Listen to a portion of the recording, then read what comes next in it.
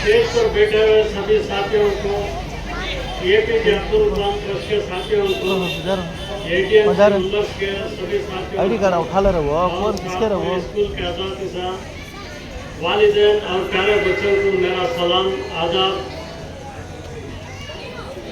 भाइयों, आज हम इस जगह पर एक मकसद के लिए जमा हुए हैं और इसके साथ साथ हम लोग यौम जमहूरिया भी मना रहे हैं।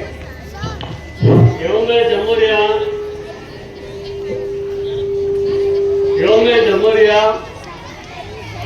1950 में डॉक्टर भीमराव अंबेडकर के उनकी साथियों के साथ अमल में लाया गया, उसको बड़ी मेहनत से मनाया गया और इसको दस्तूर-ए-हिंद का नाम दिया गया। दस्तूर-ए-हिंद का मतलब अवाम की हुकूमत, अवाम के लिए किए जा सकते हैं। यहाँ पर कोई मिनिस्टर हो, प्राइम मिनिस्टर हो, जो हमारा दस्तूर है, दस्तूर के अहाते में रहकर हुकूमत करना पड़ता है और हिंदुस्तान में रहने वाले हर शहरी के लिए मसावी हक है करके बनाया गया। इसके साथ साथ आज जो जिस चीज की कमी है वो है इल्म। इल्म को ध्यान में रखते हुए हम सब साथियों ने ट्रस्ट बना कर साजिद हजरत के उनके हिसाब में हम लोगों ने मेहनत करने का ख्याल किया और इल्म के वास्ते हम लोग मेहनत कर रहे हैं और हम सबका मकसद टारगेट एक ही है और हम ना हमारे हुजूर सल्लल्लाहु अलैहि वसल्लम भी बता कर रहे हैं कि हर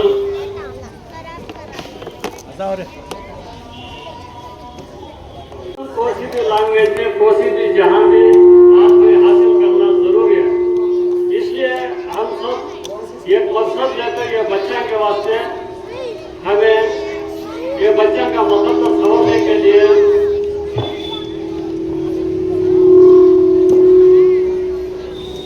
बच्चा के मकसद को संवरने के लिए आज यहाँ पर जमा होकर हैं।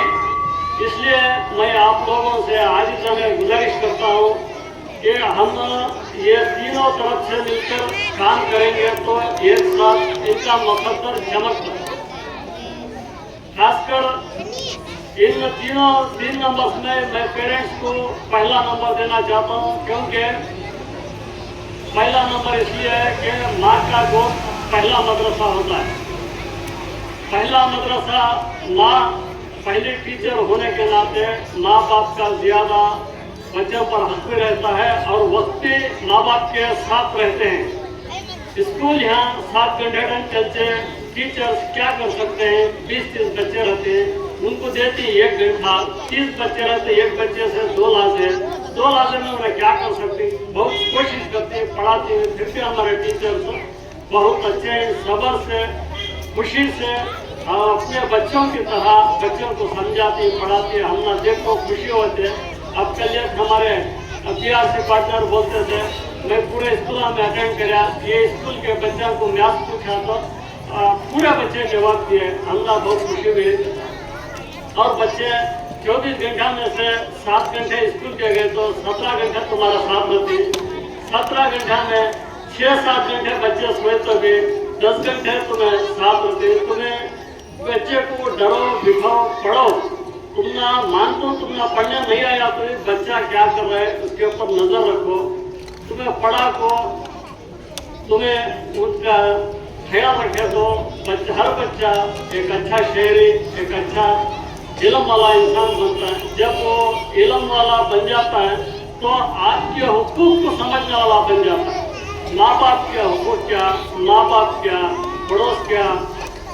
जब अब हमारे मैडम बोलते थे एक सियाही 100 जाहिल के ऊपर भारी पड़ जाएगा, तो इसका मतलब क्या देगा? तो जाहिल इंसान कुछ भी न समझता नहीं, अपना जो फैसला करे वो फाइनल समझता है। इस बात से मैं आप लोगों को फिर से बात कर रहा बुला रहा हूँ, आप वारों में एक बार तो भी हफ्ते में एक बार स्कूल के पास आओ, हमारे हेडमास्टर से पूछो हमारा बच्चा पढ़ रहा है क्या करना है हमारे बच्चे को फिर को तुम्हें पूछो। और तुम्हारे से फर्स्ट वाले होंगे टीचर्स होंगे क्या भी मंग रही ना तो बुक मंग रही ना तो पेन मंग रही ना तो खाना मंग रही ना तो पानी मंग रही।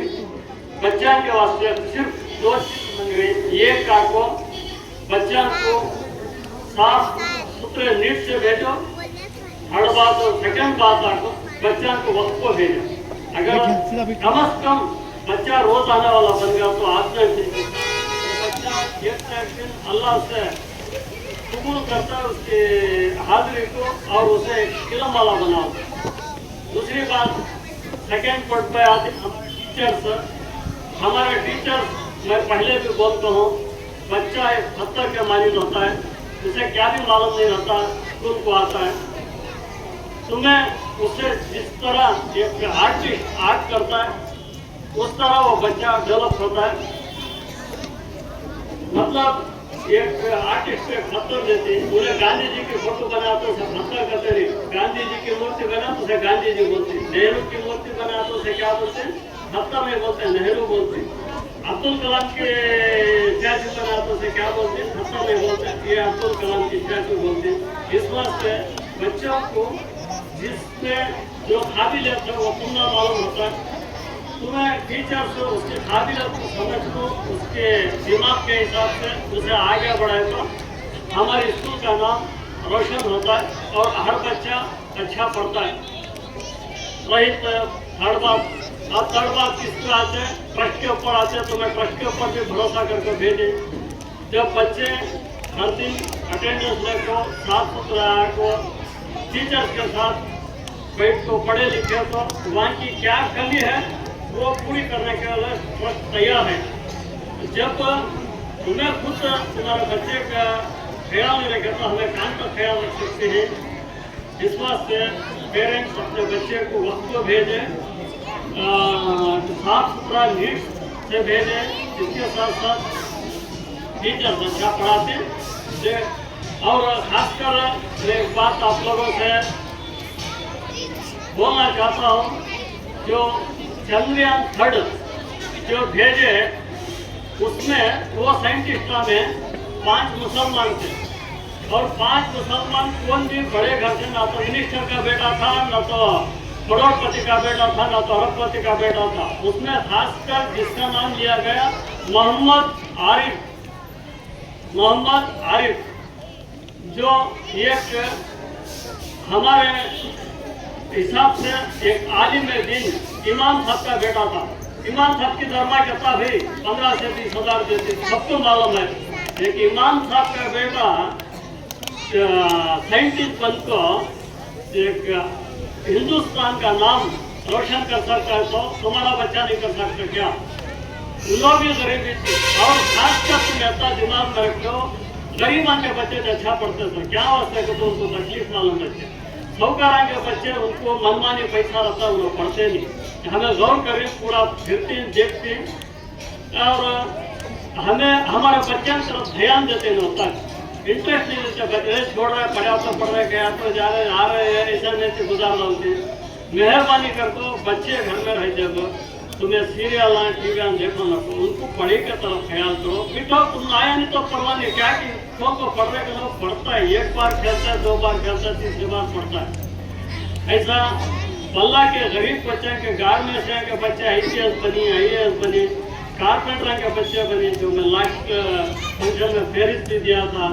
बोलो देखो समझो और अपने बच्चों का मुकद्दर बनाने की कोशिश करो।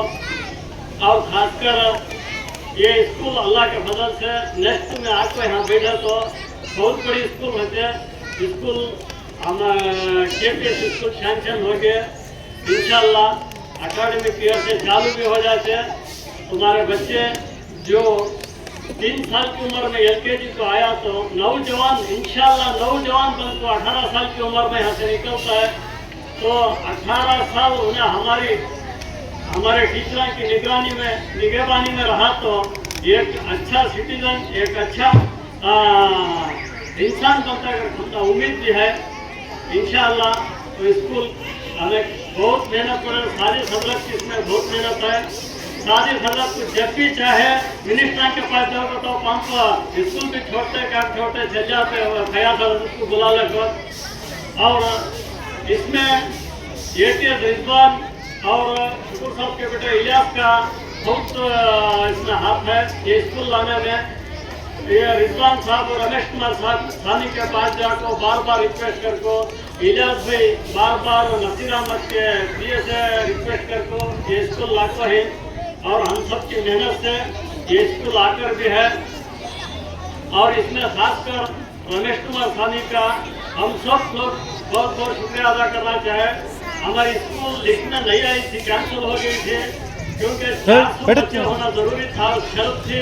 लेकिन हमारे बच्चे 210 इस वास्ते हमें कैंसिल लिस्ट में आई नहीं करते। रमेश कुमार सानी के पास गए रिक्वेस्ट करे, उन्होंने बोले जे तुम्हें फॉर्म के काम के वास्ते आते, फॉर्म के काम तुम्हारे खुद के काम के वास्ते है नहीं, फॉर्म के काम के वास्ते आके तुम्हें ये काम फॉर्म का मेरा काम अल्लाह का काम मैं कर दूंगा। उन्होंने वादा करे, वादे के साथ साथ उन्होंने स्कूल लेकर भी है इंशाल्लाह कामयाब हो जाते। नेक्स्ट नीयत साफ है तो सुख मंजिल अपने आप करीब आ जाते।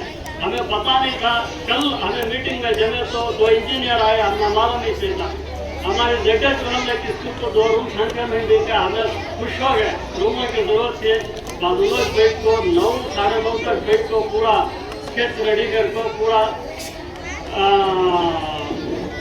बेमारिश का सब खर्च करती करके खुश हो गए। इतने बच्चे हैं क्या, इतने बच्चे उनको यकीन नहीं हो रहा। हमें जितनी भी जगह गए यहाँ पर बच्चे नहीं करते, कंप्लेंट था। जहाँ भी गए बच्चे कम थे, यहाँ बहुत बच्चे ही करके उन्होंने हमारे साथ अच्छी बातचीत करके तो 2 रूम देने का वादा किया। और जरूरत पड़ेगी तो इंशाल्लाह काम तो भी मिस हुआ था ये स्कूल को देखे रूम करके बोले भी। इसके साथ साथ मैं वक्त की कमी है सबसे मेरे 2 बात बोलकर मैं सबका शुक्रिया अदा करता मैं अपनी बात खत्म